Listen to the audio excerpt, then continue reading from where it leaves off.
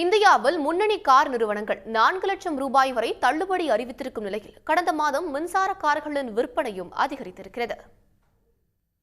இந்தியாவில் கடந்த மாதம் பெட்ரோல் டீசல் கார்களின் விற்பனை குறைந்துள்ளதாக தரவுகளில் தெரிய வந்துள்ளது.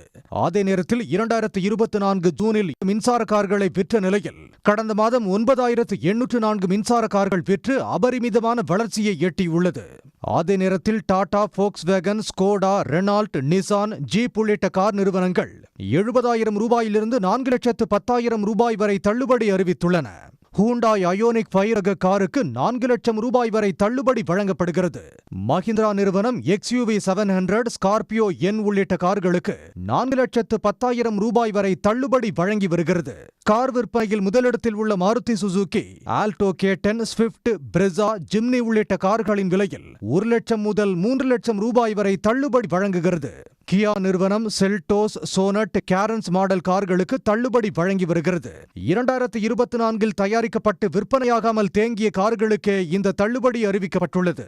அதன்படி 5,500 கோடி மதிப்புள்ள 50,000க்கும் அதிகமான கார்கள் தேங்கியுள்ளதாக தகவல் வெளியாகியுள்ளது. கார்களுக்கான கிராக்கி குறைவும் புதிய மாடல்களின் வருகையும் இதற்கு காரணமாக கூறப்படுகிறது. ஆலைகள் மற்றும் டீலர்களின் இடத்தில் கார்களை நிறுத்தி வைக்கும் செலவுகளை குறைக்கவும் தள்ளுபடி அறிவிக்கப்பட்டுள்ளது.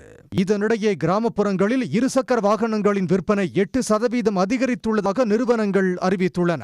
குறிப்பாக 110 சிசி முதல் 125 சிசி வரையிலான அறிமுக நிலை இருசக்கர வாகனங்களின் விற்பனை 12.7% அதிகரித்துள்ளதாக தெரிய வந்துள்ளது. சிறப்பான பருவமழை, வேளாண் வருமானம் அதிகரிப்பு, சுலபமான கடன் வசதி, திருமணம், திருவிழா காலங்கள் போன்றவற்றால் விற்பனை அதிகரித்ததாக ஆய்வுகள் கூறுகின்றன. உடனுக்குடன் செய்திகளை தெரிந்து கொள்ள சன் நியூஸ் பெல் ஐகானை கிளிக் பண்ணுங்க.